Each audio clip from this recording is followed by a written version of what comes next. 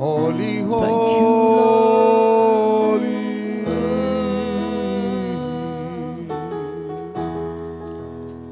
परिशुद्ध परिशुद्ध प्रभु की महिमा परिशुद्ध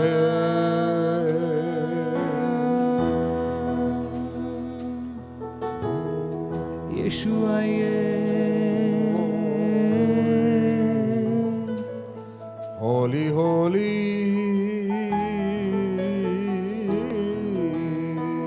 thank you Lord Holi पवित्र आत्मा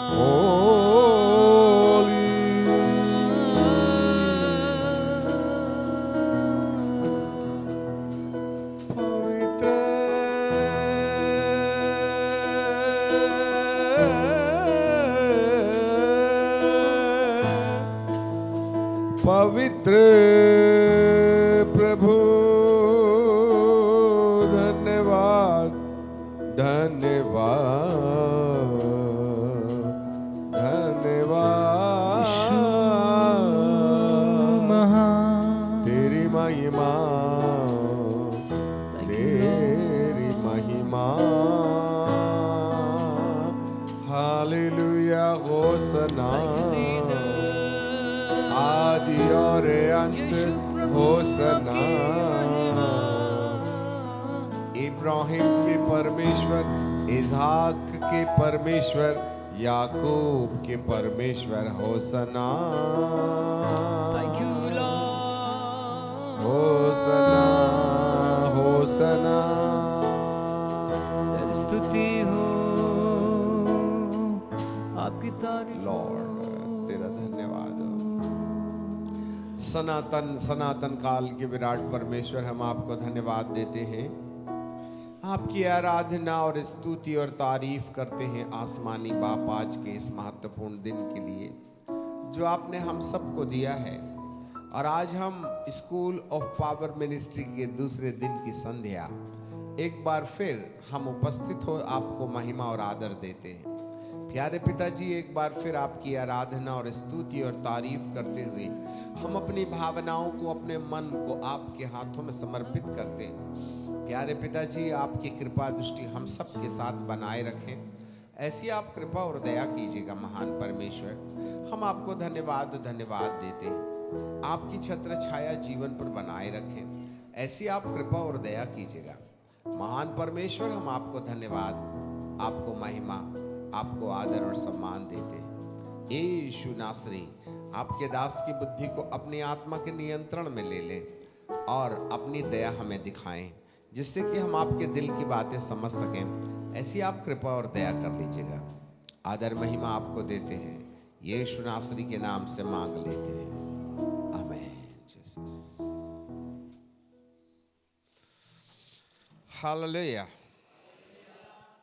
ओके प्रभु परमेश्वर को धन्यवाद देते हैं आज के इस महत्वपूर्ण समय के लिए जो सनातन परमेश्वर ने हम सबको दिया है और आज दूसरी संध्या प्रभु के अनुग्रह से एक बार फिर हम उन तमाम अधिकारों को और उस बुलाहट को जो प्रभु परमेश्वर ने मसीह यीशु के द्वारा हम सबको दिया है उसको जानने और पहचानने का प्रयास कर रहे हैं हमने ये देखा था कि परमेश्वर पिता ने मनुष्य को विशेष अधिकार दिए हैं और उसकी जो बुलाहट थी बड़ी अनमोल थी और सृष्टि अकारण किसी के द्वारा बंधुआई में भेज दी गई और ये सृष्टि की अनमोल आवाज़ है जो पवित्र आत्मा के द्वारा प्रकट हो रही है कि मनुष्य के अंदर परमेश्वर अपने पुत्रत्वता को प्रकट करे और वही उसके छुटकारा का कारण बन सकता है। तो रोमियो की किताब के 8वें अध्याय पर हम चिंतन कर रहे थे। आज रोमियो की ही किताब के 8वें अध्याय के 28वें पद पर हम थोड़ा सा विचार करेंगे। 8:28। तो बाइबल हमें कुछ इस प्रकार से कहती है, थोड़ा सा आपको ध्यान देना पड़ेगा। Book of Roman chapter 8 and verse 28, वहाँ लिखा है, और हम जानते हैं कि जो लोग परमेश्वर से प्रेम रखते हैं, जो लोग परमेश्वर से प्रेम रखते हैं, उनके लिए सब बातें मिलकर भलाई को पैदा करती है। अब यह एक शर्त आ गई है, जो उसको प्यार करते हैं। अब आप क्या कहेंगी जो उसको प्यार नहीं करते हैं उसके बारे में? ये वाला पद उन पर लागू नहीं होता है। आज भारी मात्रा में हम लोग अपने को ही प्यार करने में इतने बेहोश हो जाते हैं कि परमेश्वर को प्यार करना ही भूल जाते हैं। कई तो ये दावा करते हैं कि हम अपने आप को प्यार करें तो परमेश्वर को प्यार करें। ये जो धारणा है अर्ध सत्य है। इसलिए बाइबल हमें बताती है कि जो लोग परमेश्वर से प्रेम रखते हैं, केवल उन्हीं के लिए सब बातें मिल करके भलाई को पैदा करती हैं, अर्थात उन्हीं के लिए जो उसकी इच्छा के अनुसार बुलाए गए हैं। हाँ, उसकी इच्छा। तो परमेश्वर की इच्छा क्या है हमारे जीवन की बुलाहट के लिए? यहाँ आगे हमें बाइबल बताती है कि अर्थात उन्हीं के लिए जो उसकी इच्छा के अनुसार बुलाए गए हैं। 29 में लिखा है, क्योंकि जिन्हें उसने पहले से चुन लिया है। अब जरा देखिएगा, जिन्हें, हमारे पीछे बोले, जिन्हें उसने पहले से चुन लिया है। नहीं, माफ कीजिए, जान लिया है। हाँ, जान लिया है, सॉरी, माफ कीजिएगा। कब के पहले से जान लिया है? हाँ, कब के पहले से जान लिया है? अब जरा देखिएगा, इसका उत्तर पाना है तो इफिसियों की किताब में हमको जाना पड़ेगा।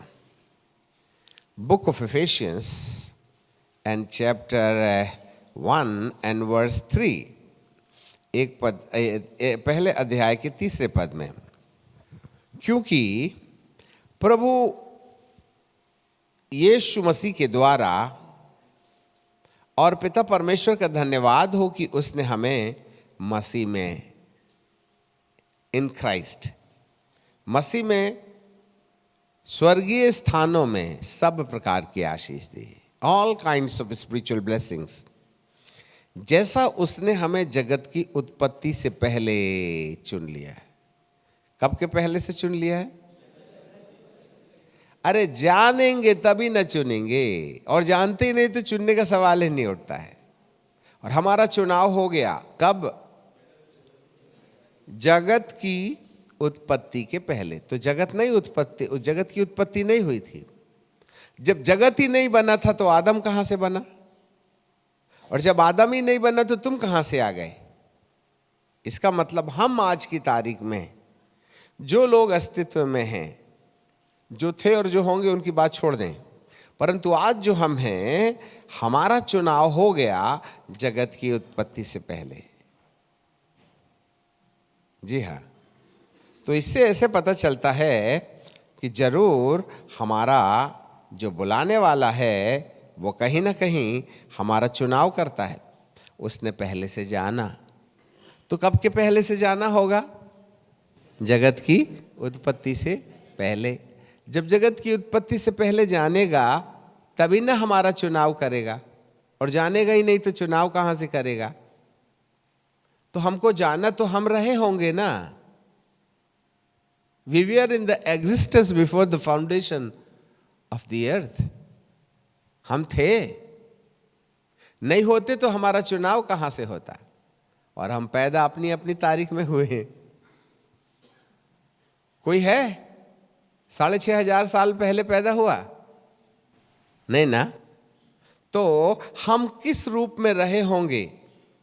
जो आदम के भी पहले हमको जाना गया, और आदम के पहले पहचाना गया, और आदम के पहले हमारा चुनाव किया गया।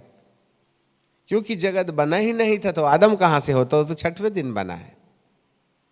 दैट मीन्स हम सब इस जगत के बनाए जाने से पहले, कि मैं सबसे पहले आदम को, फिर आदम से केन को, हाबिल को, शेत को लव लव लव करके आपका नंबर आ गया।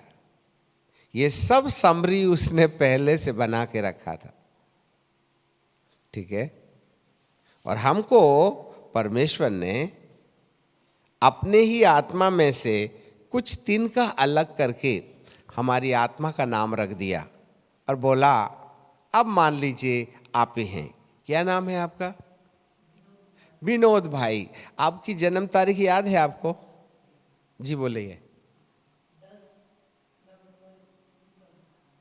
98, 10 नवंबर को ये धरती पर पैदा हुए।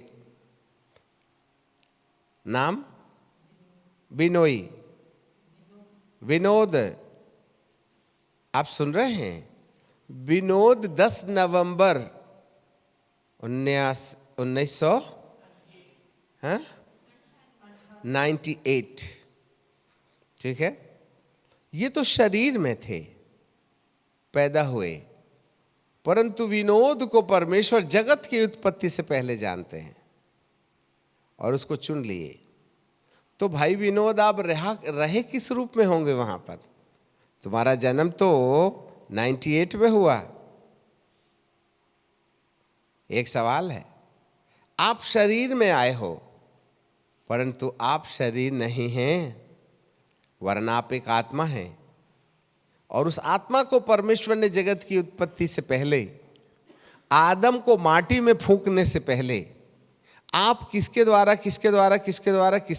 के द्वारा आप पापा के द्वारा पैदा हुए। ये वाली पूरी सीरीज परमेश्वर ने एडवांस में बना के रखी थी, ठीक है ना। परंतु इस शरीर को पैदा होने से पहले हमारा चुनाव जगत की उत्पत्ति से पहले हो गया और वहां उसने हमको जान लिया था। क्या बात के लिए जान लिया? अब आगे जरा देखें। क्योंकि जिन्हें उसने पहले से जान लिया और जिन्हें उसने पहले से ठहराया भी है। अब एक बात बताइए, कब ठहराया उसने? क्या बात के लिए ठहराया? पहले से। कब के पहले से? मां के गर्भ में आपकी आत्मा को शरीर में पहनने से पहले उसने हमारा क्या कर लिया है? उसने पहले से जान लिया है, पहले से ठहरा दिया है कि अब तुम शरीर में जा रहे हो भाई विनोद, तुमको एक ही धन कमाना है। इस बात का याद रखना, तुम बाबू नर्स, इंजीनियर, डॉक्टर बनने नहीं गए, परंतु मेरी योजना के अनुसार तुम्हारी बुलाहट शरीर में पैदा होने के लिए मैंने तुमको आत्मा में अपने आप से अलग किया और अलग परिचय से तुम्हें अपने परिचय से अलग परिचय दिया।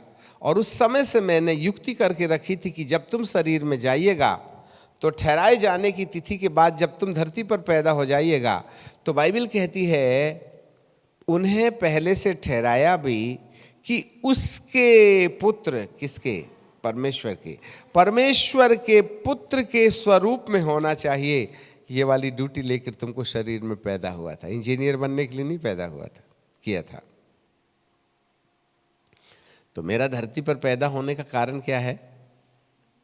कि मैं परमेश्वर के पुत्र के स्वरूप में, image of his only begotten सन।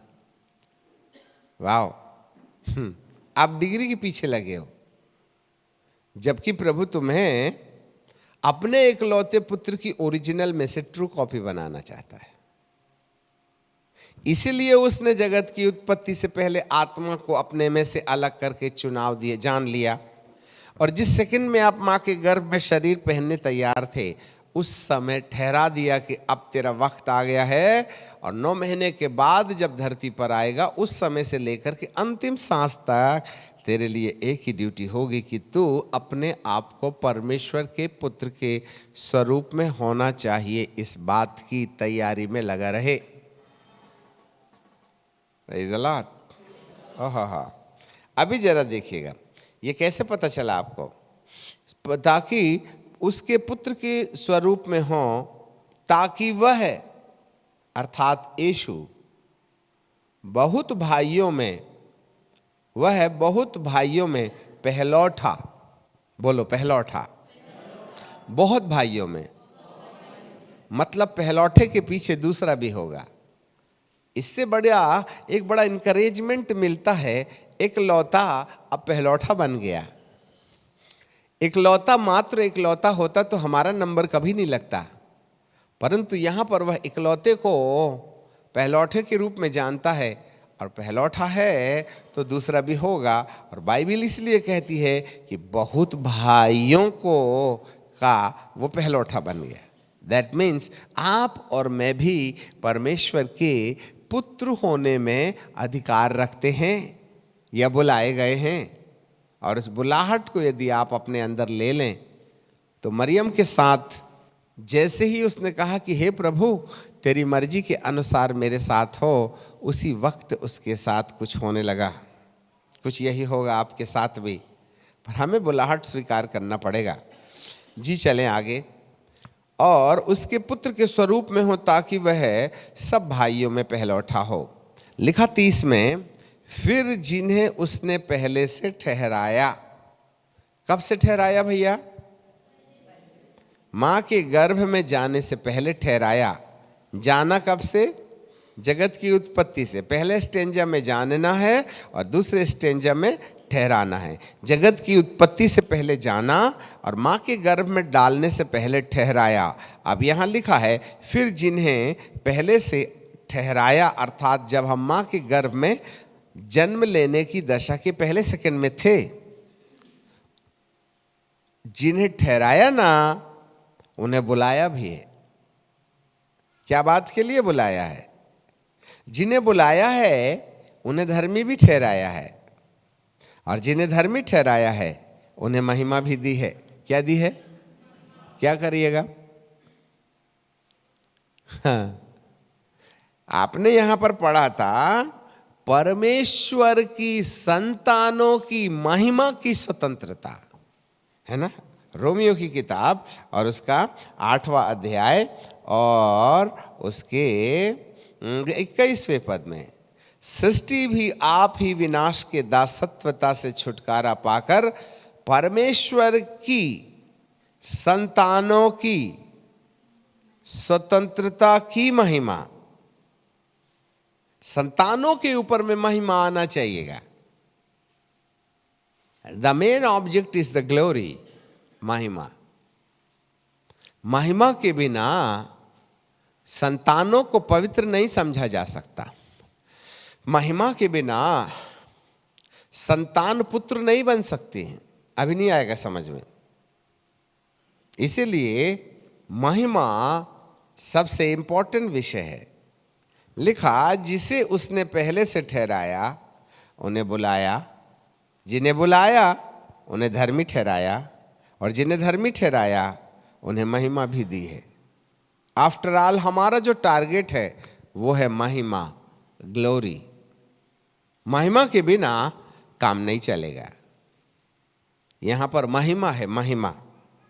मेरे प्रियो, बाइबल का परमेश्वर कहीं ना कहीं हमारे साथ महिमा बांटना चाहता है। और इसी उद्देश्य को लेकर के प्रभु यीशु मसीह का इस संसार के अंदर आगमन होता है और वे इस महत्वपूर्ण काम को करते हैं। हमें आपके लिए पढ़ना चाहते हैं इफिसियों की किताब और उसका पहला अध्याय,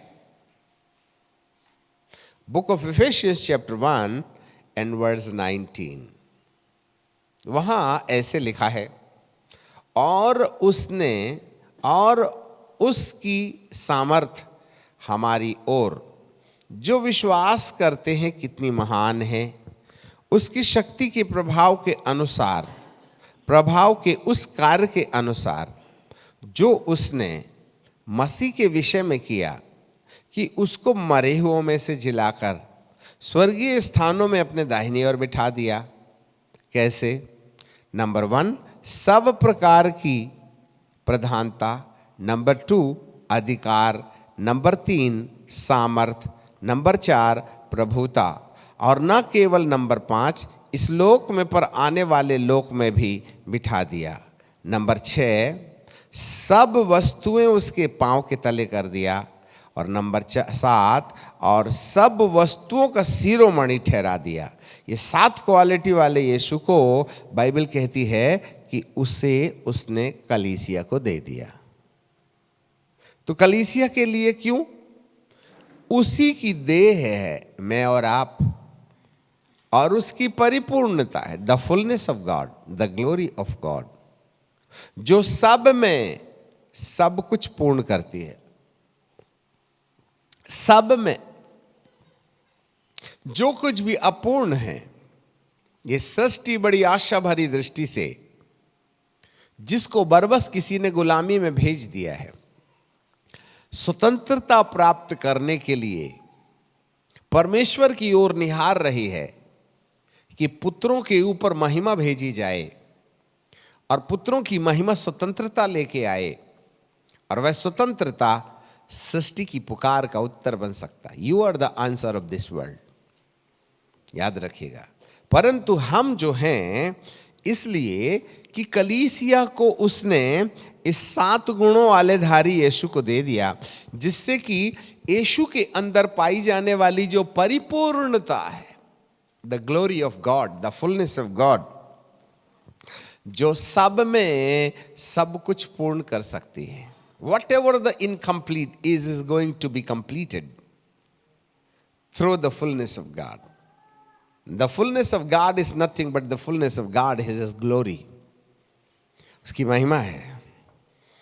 और हमको परमेश्वर ने महिमा जमा करने के लिए धरती पर भेजा, धर्मी मात्र बनने के लिए नहीं, पवित्र मात्र बनने के लिए नहीं, वरन परमेश्वर की महिमा को अपने जीवन के अंदर रखने के लिए, जिससे कि जो महिमा पिता की है ना, वो यदि हमारे अंदर में विराजमान हो जाए, तो पृथ्वी के हर प्रश्नों का उत्तर हमारे द्वारा पृथ्वी को मिल जाएगा।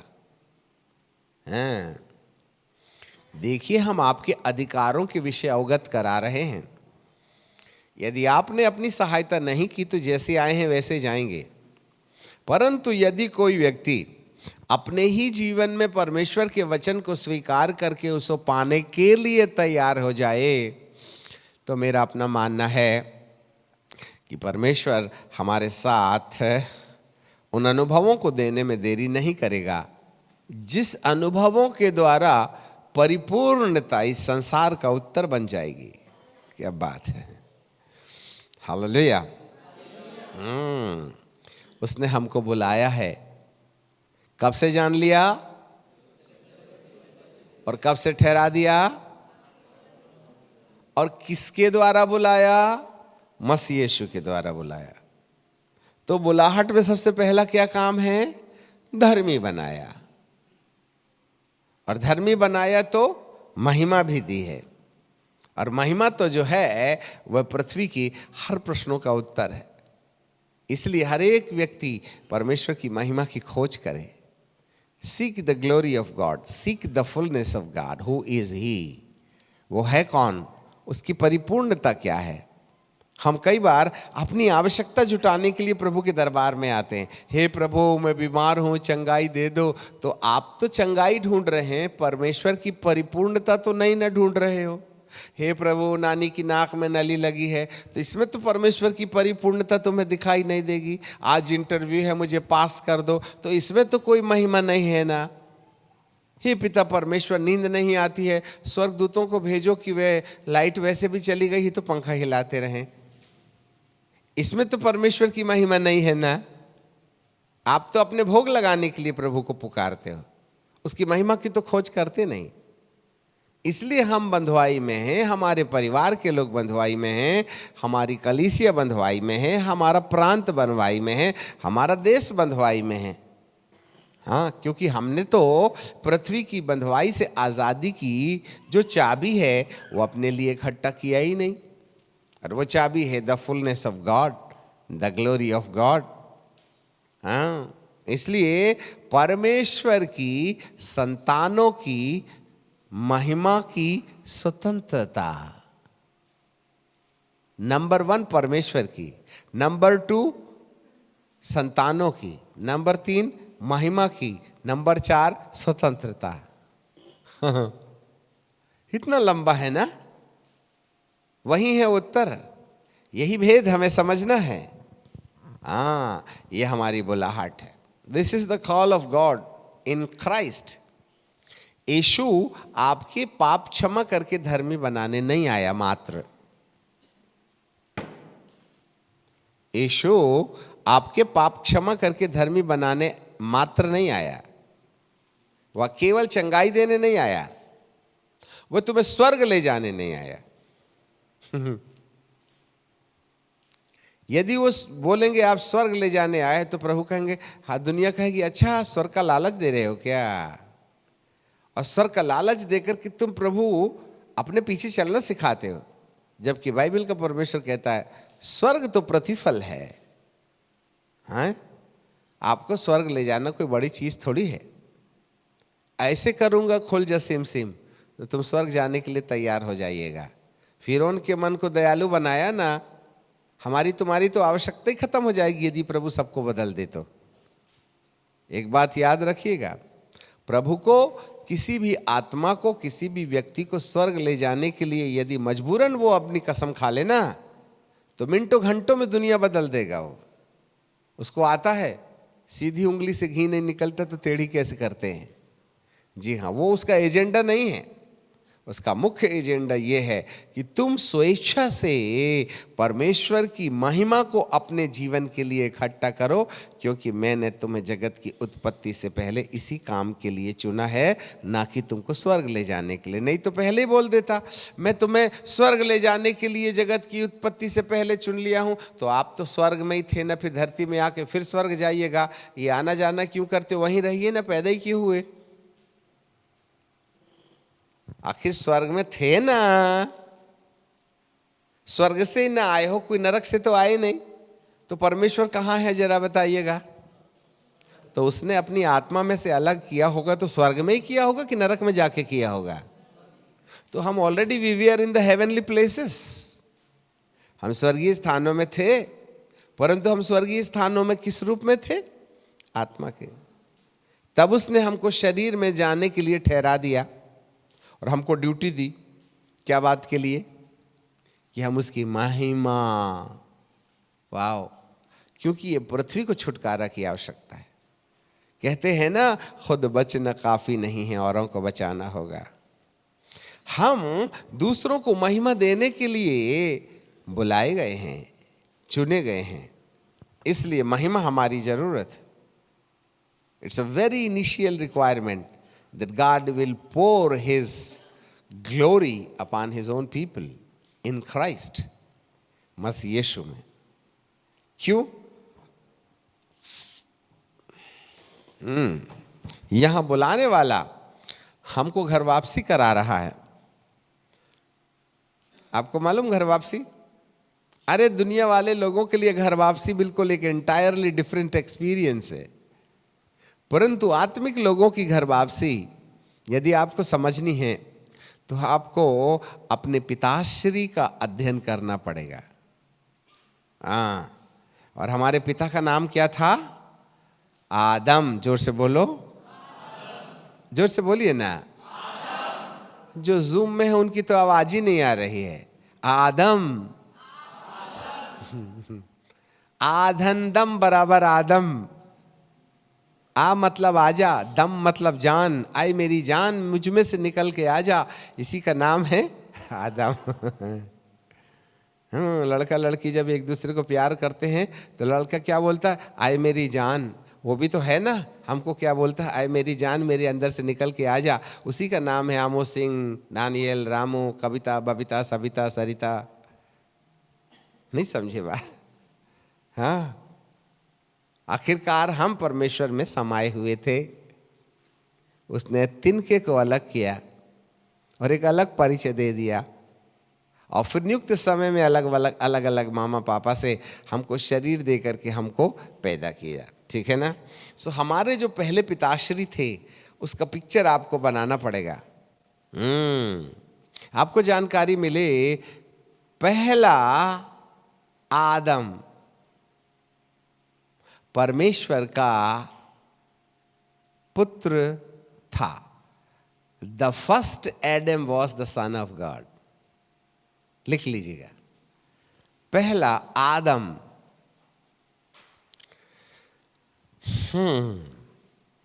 पहला आदम जब वह अदन के बाग में, लिखो, पहला आदम जब वह अदन के बाग में, पहला आदम जब वह अदन के बाग में निर्दोषिता की दशा में रहा करता था,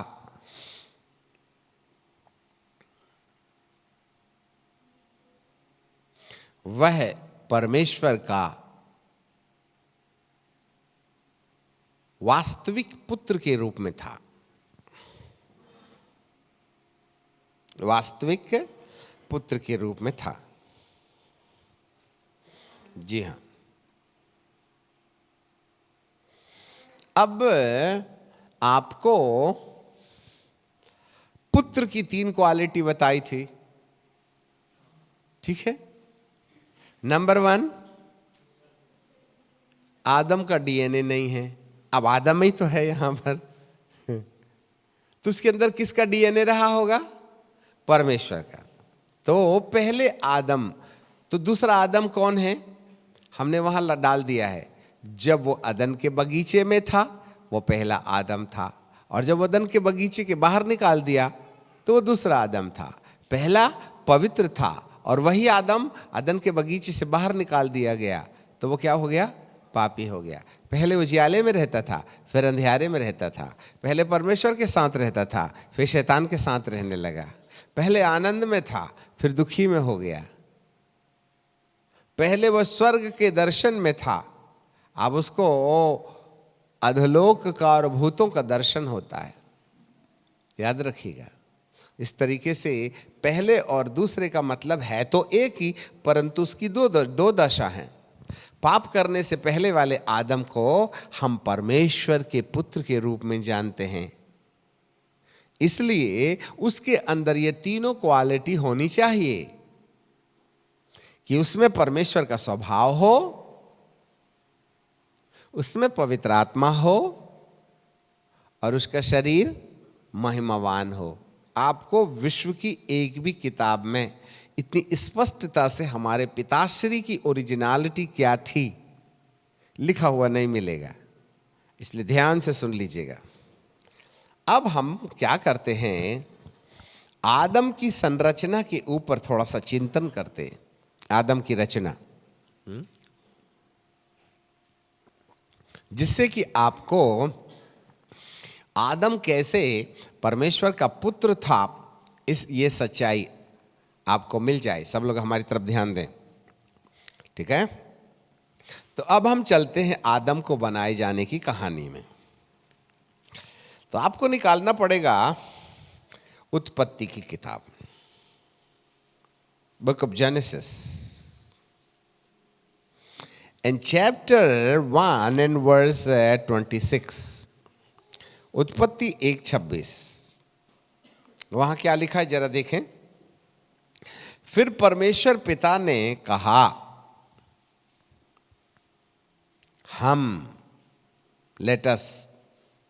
हम मनुष्य को अपने स्वरूप के अनुसार और अपनी समानता में बनाएं।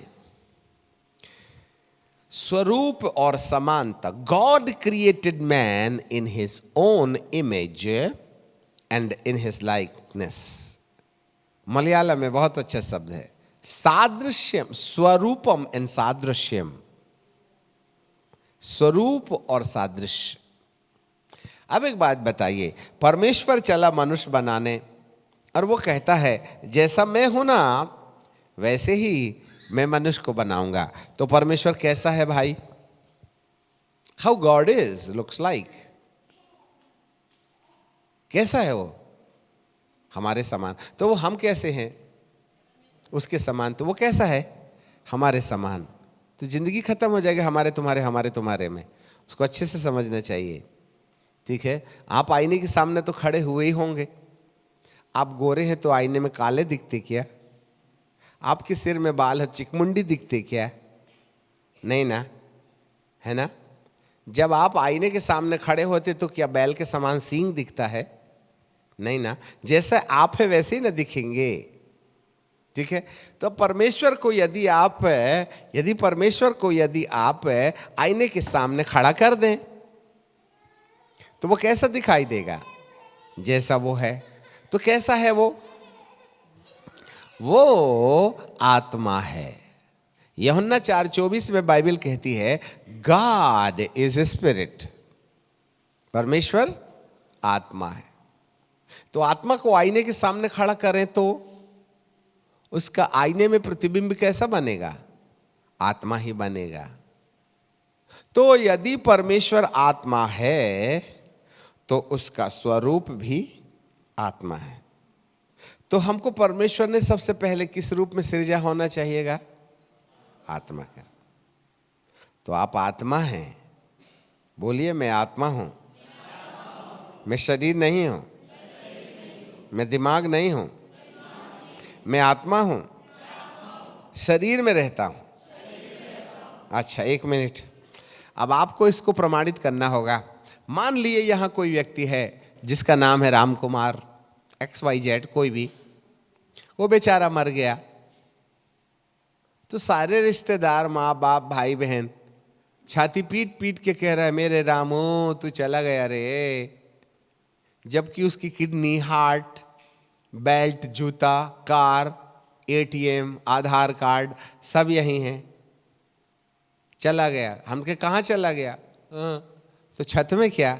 नहीं, उससे भी ऊपर। अरे चला गया है तो आ जाएगा। नहीं, बोले परमानेंट चला गया। तो कौन चला गया? आत्मा चली गई। तो रामू ये है वो जो लेटा है, या वो है जो चला गया है? हाँ, तो वो क्या है? आत्मा है। तो शरीर का नाम है कि आत्मा का नाम है? तो आप हैं कौन? आत्मा है। बोलचाल की भाषा में आपको समझ में आता है? मैं शरीर नहीं हूं। अब आप ही बताइए, आपने तन के लिए कितनी कसरत की? आपने तन के लिए कितनी कसरत की? एक तो रात भर आपने पलंग में म्यूजिक बजाई हैं, 8 घंटे। सुबह उठ के दांत घसा, किसके लिए? शरीर के लिए। फिर उसके बाद में नहाया धोया 1 घंटे तक, किसके लिए? फिर 2 घंटे तक नाश्ता बनाया, किसके लिए? खाया पिया और उसके बाद में काम धाम करने में लग गए, किसके लिए? रोटी कपड़ा मकान, किसके लिए? शरीर के लिए। फिर 8 घंटा खूब पैसा कमाया, किसके लिए? फिर उसके बाद में मनोरंजन करने चले गए, परमेश्वर के लिए कि खुद के लिए? हाँ। फिर उसके बाद में फिर 2 घंटे तक खटर पटर किचन में बनाया खाना, किसके लिए? और खा के सो गए, किसके लिए? और एयर कंडीशन और बाथरूम और पलंग, गद्दे, तो फिर आत्मा के लिए क्या है? 24 में से 26 घंटे। अब आप जानते नहीं कि आप हो ओरिजिनली कौन, डुप्लीकेट के पीछे लगे हो। और ये बेचारे को कितना ही नहलाओ धुलाओ फिर भी बास करता है। क्विंटलों हमने दांत घसने के लिए पेस्ट बर्बाद कर दिया, परंतु ये 32 ही साफ नहीं हुई। 4 घंटे के बाद फिर बदबू मारती है। जिसके पीछे इतना बहुमूल्य समय, घस घस के हमने ना जाने कितने टन साबुन घसा दिए, परंतु ये बास मारना नहीं छोड़ा, है ना? सिर के बाल कटाने के लिए भी पैसा लगता है, फिर भी उगता चला जाता है। किसके लिए?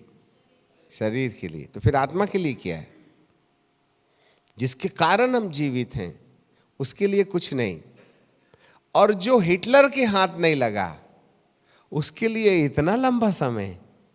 एक दिन हम भी जवान थे, फिर धीरे धीरे और ज़्यादा जवान हो गए, फिर अधेड़ हो गए, फिर यहाँ पहुँच गए, फिर आगे कहाँ कहाँ पहुँचेंगे नहीं मालूम। अब किसके कंधे में सवार हो जाएं हम क्या कह दें, और कब हो जाएगी वो तारीख कह नहीं सकते।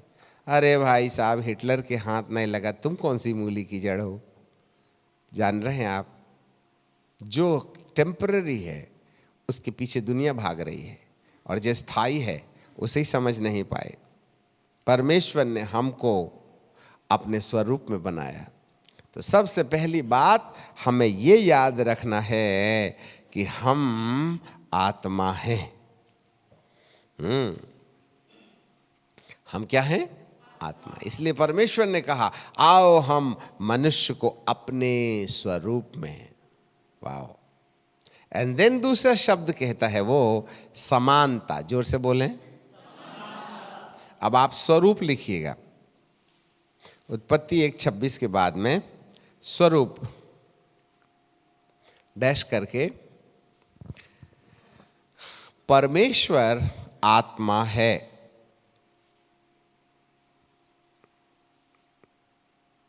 इसलिए मनुष्य आत्मिक रूप में सृजा गया। सृजा शब्द डालना, हां, क्रिएट, सृजा गया। परमेश्वर ने अपनी ही आत्मा के कुछ तिनके को निकालकर अलग किया। परमेश्वर ने अपनी आत्मा के एक तिनके को निकालकर अपने से एक तिनका निकाल के अलग किया, और अपने परिचय से हटकर हमें एक परिचय दिया।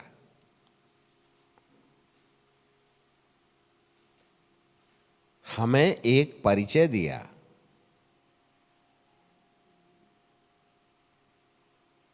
अब हम एक अलग व्यक्ति हैं। अब हम एक अलग व्यक्ति हैं जो परमेश्वर से ही अलग किए गए हैं।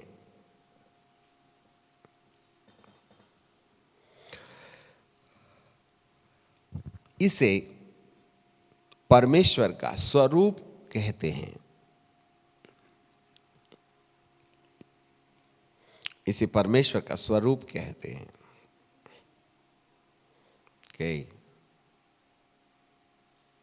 ओके। अब नंबर 2, समानता।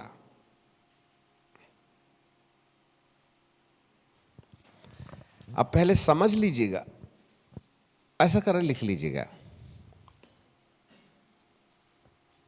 समानता। हर एक आत्मा का, लिखो, हर एक आत्मा का एक आत्मिक दिमाग होता है।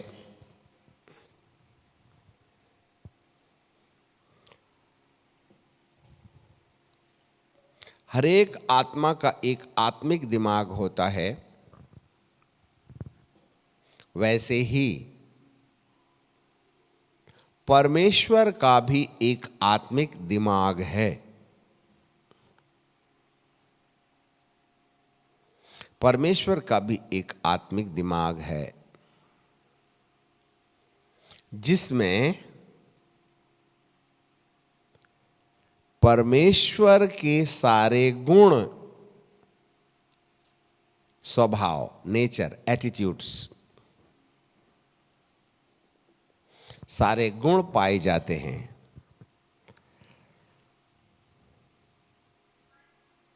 इसे समानता कहते हैं। इसे समानता कहते हैं। ठीक है। स्वरूप आत्मा में से आत्मा, समानता बुद्धि में से बुद्धि। ठीक है। स्वरूप और समानता हो गया। ओके। अब जरा सुनिएगा। और परमेश्वर ने देखा, वाव, जैसे मैं आत्मा हूं वैसे ये भी आत्मा है। जैसे मेरी आत्मा में आत्मिक स्वभाव है वैसे ही इस आत्मा में भी आत्मिक स्वभाव है। और मैं परमेश्वर हूं और ये रचना है। पर है तो मुझसे निकला। और जो कुछ पिता से निकलता है उसे क्या कहते हैं? पुत्र कहते हैं। हाँ, जरा देखिएगा, हाँ, इसको बंद मत कीजिएगा। मुझे एक पद याद आ रहा है यूहन्ना रचित सुसमाचार में, ठीक है? यूहन्ना रचित सुसमाचार और उसका 10वां अध्याय और उसका 34 पद। Book of John chapter 10 and verse 34। वहां क्या लिखा है जरा देखें।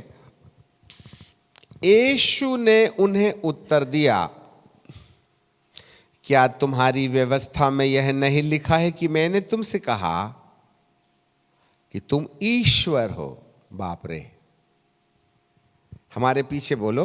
यीशु ने उन्हें उत्तर दिया, क्या तुम्हारी व्यवस्था में नहीं लिखा है मैंने कहा तुम ईश्वर हो?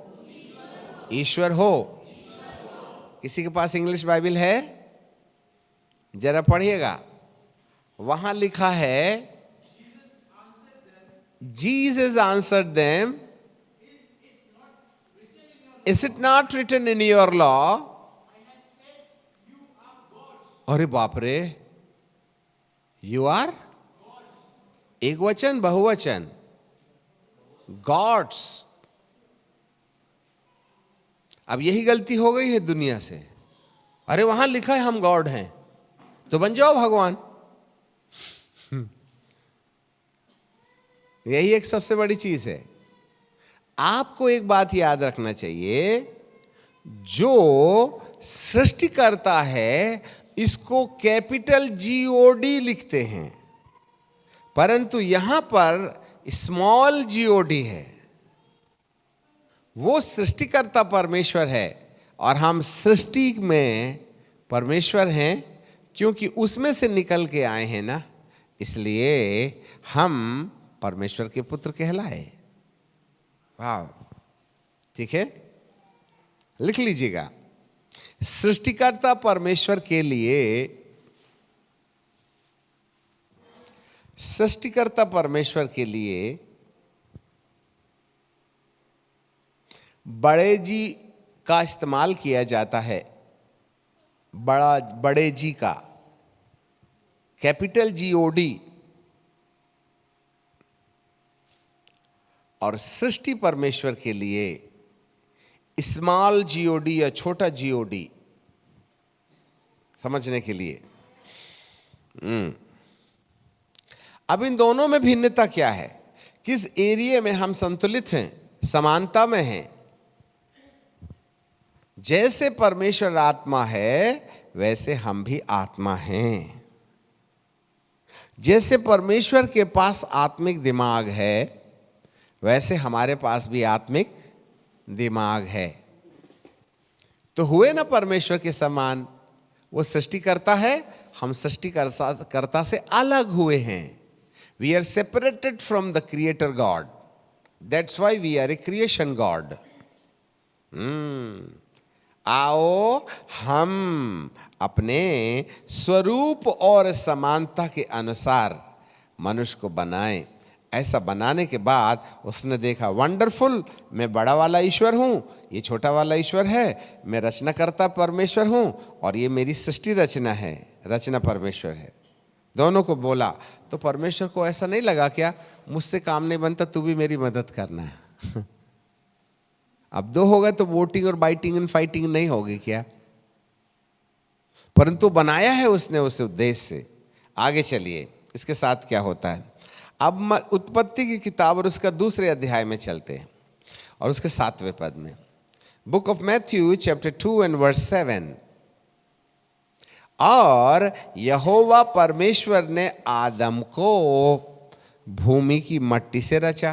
क्या प्रभु एक और तो कहते हैं मैं आत्मा हूं, आदम भी आत्मा है, मैं स्वभाव हूं, आदम भी स्वभाव है। पर यहां फिर दूसरे अध्याय के 8वें पद में 7वें पद में मनुष्य को परमेश्वर ने भूमि की मिट्टी से बनाया। कहाँ से? हाँ, तो भूमि की मिट्टी से क्या बनाया होगा? शरीर बनाया होगा। हाँ, भूमि की मिट्टी से क्या बनाया होगा? शरीर बनाया होगा। क्या बात है, भूमि की मिट्टी से उसने हमको बनाया। आगे बिल्कुल स्पष्ट हो जाएगा। आगे हम फिर से आपके लिए पढ़ते हैं। फिर और यहोवा परमेश्वर ने आदम को भूमि की मिट्टी से रचा और उसके नथनों में जीवन का श्वास फूंक दिया। हमारे पीछे बोलिए, नथनों में जीवन श्वास फूंकना। कितनी चीजें हैं? 3 चीज। नंबर 1 जीवन, नंबर 2 श्वास, और नंबर 3 फूंकना। हाँ, और नंबर 4, अरे मट्टी से शरीर बनाया। ठीक है कि नहीं? अब यहां पर हमारे सामने एक नया प्रकाश आ जाता है। जीवन, श्वास और फूंकना। तो जीवन क्या चीज है? नंबर 1। श्वास क्या चीज है? नंबर 2। फूंकना क्या चीज है? अब आप लिख लीजिएगा, जीवन बराबर परमेश्वर का मन या स्वभाव। The mind of God or the nature of God, the attributes of God is called the life. Right? Number 2, श्वास, मनुष्य की आत्मा जिसे उसने अपनी आत्मा से अलग किया, जिसे परमेश्वर ने अपनी आत्मा से अलग किया, उसे श्वास कहते हैं। नंबर 3, फूका। 1 मिनट लिखने के बाद देखिएगा। बोलिए फूका। जरा फूक के देखिएगा, क्या निकली? हवा निकली ना? एक बात बताइए, तो परमेश्वर फूकेगा तो क्या निकलेगी? हवा लिया ही नहीं तो फूकेगा कहां से? तुम लो भैया सांस, परमेश्वर तो लेता ही नहीं, नहीं तो उसके लिए भी मरण डेट आएगी। तो परमेश्वर तो आत्मा है, तो परमेश्वर फूकेगा तो क्या निकलेगा? आत्मा ही निकलेगा। एक बार की बात है, प्रभु यीशु मसीह ने भी फूंका था। कहां फूंका था? हैं? वैसे जब वो जिंदा थे तो बहुत फूंकता था, उससे हवा ही निकलती थी। परंतु मुर्दों में से जी उठने के बाद एक दिन प्रभु जी ने फूंका था। ओ यूहन्ना रचित सुसमाचार उसका 20वां अध्याय और उसका 21वां पद। Book of John chapter 20 and verse 21। यीशु ने फिर उनसे कहा, तुम्हें शांति मिले, जैसा पिता ने मुझे भेजा है वैसे ही मैं भी तुम्हें भेजता हूं। यह कहकर उसने उन पर फूंका। अरे बाप रे! और कहा, लो पवित्र आत्मा। तो फूके तो क्या निकलता है? यीशु मृतकों में से जी उठने के पहले यदि फूंकता तो कार्बन डाइऑक्साइड ही निकलना था, परंतु जी उठने के बाद महिमा की देह में उसने फूंका तो उसके अंदर से क्या निकला? पवित्र आत्मा। तो पिता परमेश्वर जब कभी फूकेंगे तो क्या निकलेगा? पवित्र आत्मा। इसका मतलब है पिता ने अपनी आत्मा से आत्मा अलग किया तो श्वास बन गया, पिता ने अपनी बुद्धि में से बुद्धि अलग किया तो जीवन बन गया, और पिता ने अपनी अंतरात्मा से पवित्र आत्मा को निकाला तो वह फूंक बन गई। तो मनुष्य की आत्मा, पवित्र आत्मा और आत्मिक दिमाग तीनों मिलकर के जब माटी के पुतले के अंदर गए तो माटी का पुतला जीवित प्राणी बन गया। अब वहां क्या क्या है? अब कितने हो गए वहां? 4। नंबर 1 माटी का पुतला, नंबर 2, मनुष्य की आत्मा श्वास बनकर। नंबर 3, मनुष्य का मन परमेश्वर का मन। नंबर 4, पवित्र आत्मा परमेश्वर। वाओ! और ये चारों मिलकर के जीवित प्राणी बन गए। आप जो बात सुनने जा रहे हैं विश्व की एक भी किताब में नहीं मिलेगी। जरा ध्यान से सुनिएगा, हम लिखवा देंगे, पहले सुनो। जब मट्टी जमीन से निकाल करके सानी ना और हमारे आकृति में शरीर का एक पुतला बना, मट्टी का एक पुतला बनाया, तब उसका शरीर माटी का होने के कारण भौतिक था। पर जब उसने अपनी ही आत्मा से निकाली आत्मा को, जिसे स्वरूप कहा, और अपनी ही बुद्धि से निकाला उसको समानता कहा, इन दोनों के साथ फूंक के द्वारा पुनरुत्थान का प्रभु, जिसको पवित्र आत्मा कहते हैं, उस पवित्र आत्मा ने मनुष्य की आत्मा को और मनुष्य के प्राण को अपने साथ लेकर के जैसे ही मट्टी के बर्तन में प्रवेश किया, वैसे ही ये मट्टी महिमा की देह में बदल गई।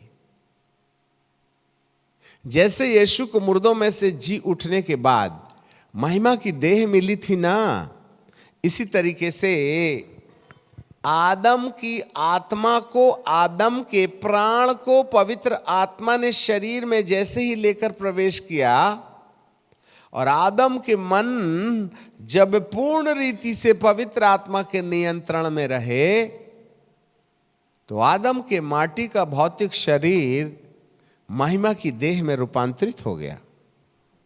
याद रखिएगा, महिमा की देह में रूपांतरित हो गया, महिमा की देह में रूपांतरित हो गया, जिससे उसकी देह को कपड़े की जरूरत नहीं, ग्रेविटी फोर्स का असर नहीं। इसको प्रमाणित करने के लिए टाइम लगेगा, पर हम एक आउटलाइन आपको दे रहे हैं कि आदम के मन में परमेश्वर का मन था,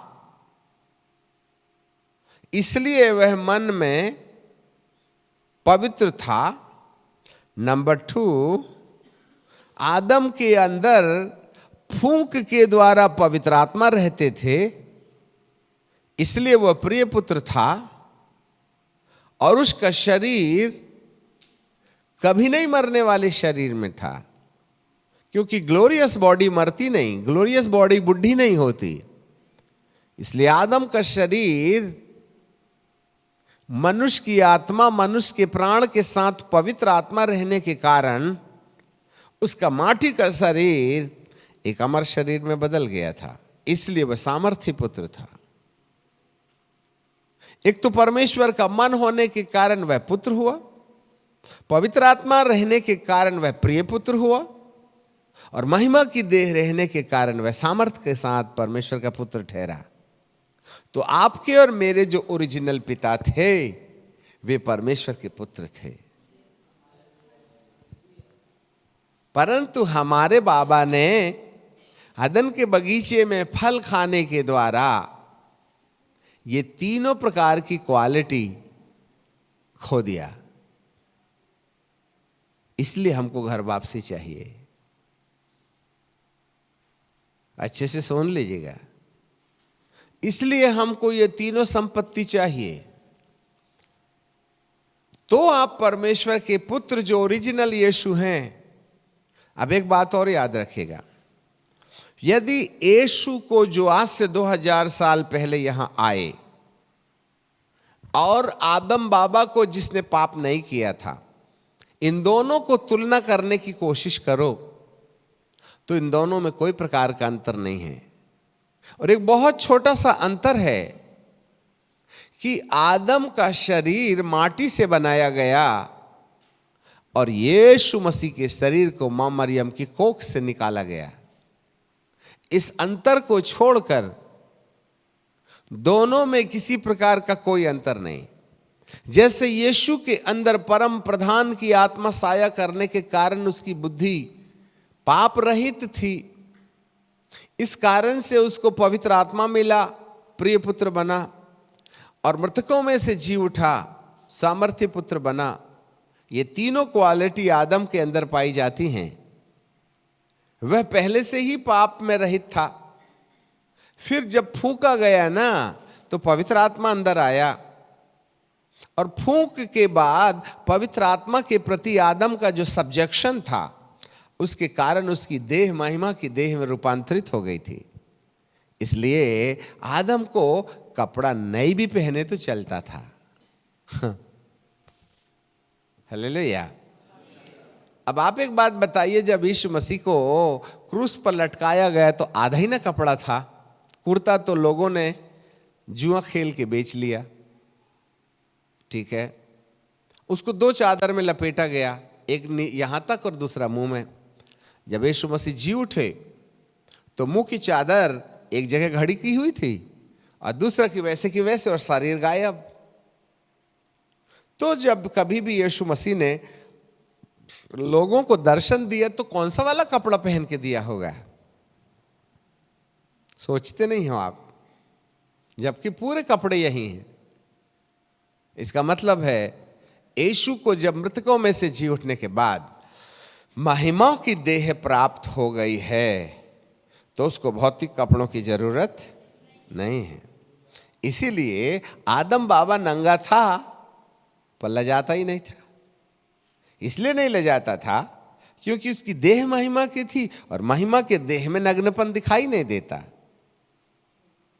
वो तो उस समय पता चला जब महिमा की देह का कपड़ा उतर गया। आदम तू कहां है? कहीं नहीं, लंगोट बना रहा हूं। अच्छा, इधर माता बोले मैं नंगा हूं, कल भी तो था। आदम कहता था जरूर, परंतु समझ में नहीं आता। तो प्रभु कहते महिमा के देह में कहां से समझ में आएगा? अब तो मृत्यु की देह में आ गया है, तो कपड़े तो पहनना ही पड़ेगा ना। ओ आदम निर्दोषिता की दशा में प्रभु यीशु मसीह के समान परमेश्वर का पुत्र था। आपके पिताश्री परमेश्वर के पुत्र थे। उनके अंदर महिमा की देह थी। उनका मन परमेश्वर के समान था। उनकी आत्मा में पवित्र आत्मा रहा करते थे। और ये तीनों दशा हमने अदन के बगीचे में खो दिया। वाओ, इसलिए हमको घर लौटना पड़ेगा। अब आया घर वापसी समझ में? हमें इन तीन चीजों की खोज करनी पड़ेगी, और जो इन तीन चीजों को बाईपास कर देगा, आपका धरती के अंदर में पैदा होने का कोई रीजन आपको नहीं मालूम रहने से आपके समान अभागा इंसान धरती पर और कोई दूसरा नहीं होगा, जिसे परमेश्वर ने जगत की उत्पत्ति से पहले जान लिया, मां के गर्भ में ठहराने से पहले ठहरा दिया कि तुम्हें परमेश्वर के पुत्र के समान होने वाली तीनों क्वालिटीज को अपने लिए कमाना है, और वही तुमने नहीं किया। रोटी, कपड़ा और मकान के अंधेपन में हम काला पीला करते रहे। हम ये नहीं समझ पाए कि परमेश्वर ने हमको देह इसलिए नहीं दिया है कि आप उसका दुरुपयोग करें। देह इसलिए दिया है कि पैदा होने से लेकर मृत्यु के समय तक आप पुत्र होने के तीनों स्टेज को पार कर जाएं, जिससे कि जो धन प्रभु इसके बाद समझाएगा उसको हम प्राप्त कर सकें। कितना समय तुमने बर्बाद कर दिया पढ़ पढ़ करके? 18 साल पढ़ रहे हो, क्या मिला? लड़ते तो हो माँ बाप से, पढ़ करके तो 10 बाइबिल फेंक दी, नहीं खरीद ली। तम्बाकू बीड़ी भी तो पीते हो, हैं? झूठ भी तो बोलते हो, लोभ भी तो है। किस कोने में हम प्रभु यीशु मसीह के आचरण को अपने जीवन, कोई तो एक आचरण बताओ जो प्रभु के समान तुम्हारे जीवन में दिखाई देता है। कोई कैरेक्टर है, कोई जीवन के अंदर ऐसा आचरण है जो प्रभु से मिलता जुलता है? प्रेम में, आनंद में, मेल में, धीरज में, कृपा में, भलाई में, विश्वास में, नम्रता में। बाप रे बाप, हम तो तोप उगलती आग हैं। किसी ने कुछ क्या बोल दिया फिर देख लीजिएगा। ऐसी कटाक्ष की बातें बोलते हैं कि जिंदा जल करके आदमी हड्डी में खाक हो जाता है। हाँ, कतरनी की तरह चलती है हमारी जबान। और यदि किसी ने आपके स्वाभिमान को छेड़ दिया, फिर देखना घंटे में मारा कंकर तो टन न न न न न न न न न करके मरमरिंग करते रहते हैं। किस एरिया में हमको ऐसा लगता है कि हम परमेश्वर के पुत्र होने के कोई तो भी छोटे सा गुण कर रखते होंगे। कभी किसी की भलाई की होगी, कभी किसी पर दया किया होगा, कभी किसी को भला बोला होगा, कभी किसी को निर्दोष साबित करने का प्रयास किया होगा, कभी किसी की गलतियों को नज़रअंदाज किया होगा। परमेश्वर तो भूल जाते हैं, हम तो रोज याद रखते हैं। मैं अपने नाम के नियमित तेरे सारे अपराध मिटा डालूंगा, उसको कभी याद नहीं करूंगा। और हम रोज याद करते हैं। अब आप ही बताइए, आपको और मुझको किसका पुत्र होने का दावा मिलेगा? वो भूलता है, हम याद रखते हैं। वो क्षमा करता है, शायद हम भी कहते हैं हाँ ठीक है जाओ, तुमको क्षमा कर दिए। अरे तो इतनी जोर से क्यों बोलता रे बाप? फिर भी कहता कोई बात नहीं, एक दिन तो समय आएगा, तेरे को समय में बताऊंगा। हमने अपने दिमाग के अंदर गांठ बना के रखा है चोटों को, और उसने भूल गया है। तो आप हो किसके बेटे? मैं अपना मुंह खराब नहीं करेंगे। वो भूलने वाला परमेश्वर है, हम याद करने वाले मानव हैं। वो दया करने वाला परमेश्वर है, हम छीन करके लेने वाले परमेश्वर हैं। वो बांटने वाला परमेश्वर है, हम छीनने वाले सृष्टि परमेश्वर है। हालेलुया। जाग रहे हैं? अपने पिता का दर्शन देखना है तो प्रभु यीशु मसीह के आईने में झांक लो कि आपके पिता कैसे थे। यदि यीशु के अंदर 3 गुण पुत्र होने का दावा करते हैं, तो आपके पिता के अंदर में भी ये 3 गुण पाए जाते थे। इसीलिए वो कौन थे? परमेश्वर के पुत्र थे। और जिससे आप पैदा हुए हो, मुझे नहीं मालूम हमें किसके पुत्र होने का दावा मिलता है। झूठ बोलने वाले अपने पिता शैतान से हैं। लो, बाप बदल गया हमारा। झूठ बोलने वाले अपने पिता शैतान से। जो झूठ ना बोले वो हाथ उठाओ। तो फिर हैं हम किसकी संतान? इसलिए तो प्रभु का वचन बोल रहा, घर वापसी तुम्हें बुला रहा है कि तुम अंधकार के कामों को तज करके ज्योति के हथियार बांध लो। पिता परमेश्वर आपकी पिताश्री का दर्शन मसीह यीशु में झांकने की दया दे। आपके पिता यीशु मसीह के समान थे। जी हाँ, इसलिए उसने अपने आप को पहलौठा बोला, और हम दूसरे हो सकते हैं। उसने अपने पुत्र यीशु के द्वारा हम सबको बुलाया है। जगत की उत्पत्ति से पहले जाना, माँ के गर्भ में जाने से पहले ठहराया, मसीह यीशु के नाम से बुलाया और धर्मी ठहराया, महिमा दी। और जब उसने महिमा दी है तो हम उसके गुणों को प्रकट करें। That is the mission. विश्वासी बनने नहीं बुलाया, उसने महिमा इकट्ठा करने के लिए बुलाया। अब हम रुक जाएंगे, फिर आगे अगले सेशन में हम बातचीत करेंगे। प्रभु आपके साथ बना रहे। आपको प्रभु पुत्र होने के लिए बुलाता है, जिससे कि यीशु पहलौठा हो जाए और हम उसकी ओरिजिनल की जेरेक्स बन जाएं। वो सृष्टि करता है, हम सृष्टि परमेश्वर बन जाएं। जिसके पास परमेश्वर का वचन पहुंचा, तुम तो ईश्वर हो, यू आर गॉड्स। क्या बात है। दुआ मांगे।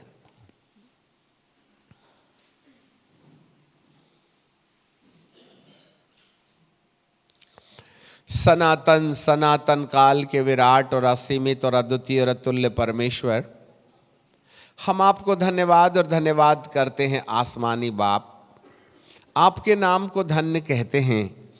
आज आपने हमें यह विशेष अनुग्रह दिया कि हम आपके पवित्र चरणों में ठहर कर आपकी बड़ी महिमा करें। प्यारे पिताजी, हम आपको धन्यवाद देते हैं। आप हमें जगत की उत्पत्ति से पहले ही जिस उद्देश्य के लिए अपनी आत्मा में से एक तिनका अलग करके अपने परिचय से एक अलग परिचय दिया कि हम जब शरीर में पैदा होंगे तो हमारी एक ही ड्यूटी होगी कि हम परमेश्वर के पुत्र बने। और परमेश्वर के पुत्र बनने का मतलब ही होता है 3 सीढ़ियों वाला रास्ता। पुत्र, प्रिय पुत्र और सामर्थी पुत्र, इन तीनों आत्मिक अनुभवों में हमें प्रवेश करना है। इसलिए आपका हमारे लिए चुनाव भी है और बुलाहट भी है। प्यारे पिताजी, इन तमाम बातों को समझ लेने के लिए हमें अनुग्रह दीजिएगा। हम आपको महिमा, आदर और सम्मान देते हैं। पिता, अपनी दया हम पर होने दें कि आपके मन की बात को हमारे बनाए जाने के पीछे क्या पाई जाती है उसको हम जान सीख सकें। पिताजी, हम आपको धन्यवाद देते हैं। यीशु नासरी के नाम से मांग लेते हैं, आमीन, आमीन, आमीन। प्रभु परमेश्वर को धन्यवाद देते हैं। तमाम जूम में हमारे ECIC Episcopal church in India council के तमाम सेवकों और इसके साथ स्कूल ऑफ पावर मिनिस्ट्री के वे सारे प्रशिक्षणार्थी जो आज हमको सुन रहे थे और यहाँ उपस्थित बाइबल स्कूल के तमाम विद्यार्थी, आपको सूचित करते हुए हर्ष होता है कि अभी भी हमारे पास अगले 14 दिन हैं जब हम स्कूल ऑफ पावर मिनिस्ट्री में भागी हो सकते हैं। आप अपने इष्ट मित्रों को कहें कि वे आज भी रजिस्टर कर सकते हैं। हमारे पास में काफ़ी जगह है ऑनलाइन संदेश सुनने के लिए। इसलिए अपने इष्ट मित्रों को प्रेरित करें कि वे तत्काल इस जूम मीटिंग में स्कूल ऑफ पावर मिनिस्ट्री में भागीदार हो जाएं, जिससे कि जो रहस्य परमेश्वर इन दिनों में प्रकट कर रहा है आपको घर बैठे ये संदेश मिल सके। आशा है आप जरूर बहुत से लोगों को प्रेरित करेंगे। धन्यवाद।